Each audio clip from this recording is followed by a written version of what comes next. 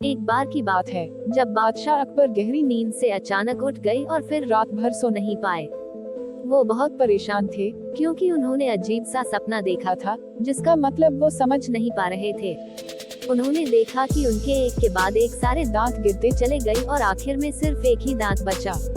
इस सपने से वह इतने चिंतित हुए कि उन्होंने इसके बारे में सभा में चर्चा करने के बारे में सोचा।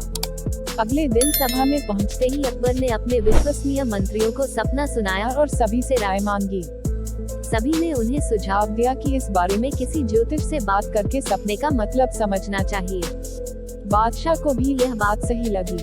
अगले दिन उन्होंने दरबार में विद्वान ज्योतिषों को बुलवाया और अपना सपना सुनाया। इसके बाद सभी ज्योतिषों ने आपस में विचार विमर्श किया।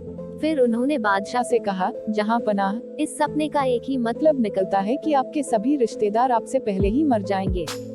ज्योतिषों की यह बात सुनकर अकबर को बहुत गुस्सा आया और उन्होंने सभी ज्योतिषों को दरबार से जाने का आदेश दिया।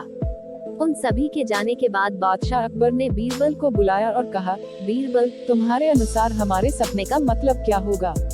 बीरबल ने कहा, हुजूर, मेरे हिसाब से आपके सपने का मतलब यह था कि आपके सभी रिश्तेदारों में से आपकी उम्र सबसे ज्यादा होगी और आप उन सभी से ज्यादा समय तक जीते रहेंगे। इस बात को सुनकर बादशाह अकबर बहुत खुश हो गए। वहाँ मौजूद सभी मंत्रियों ने सोचा कि बीरबल ने भी ज्योतिषों की ही बात को दोहराया है। इतने में बीरबल ने उन मंत्रियों से कहा कि देखो, बात वही थी, बस कहने का तरीका अलग था। बात को हमेशा सही तरीके से सामने रखा जाना चाहिए। मंत्रियों को इतना कहकर बीरबल सभा से चले गए। कहानी से सीख, किसी भी बात को बोलने का एक सही तरीका होता है। विचलित करने वाली बात को भी सही तरीके से कहा जाए तो उसका बुरा नहीं लगता।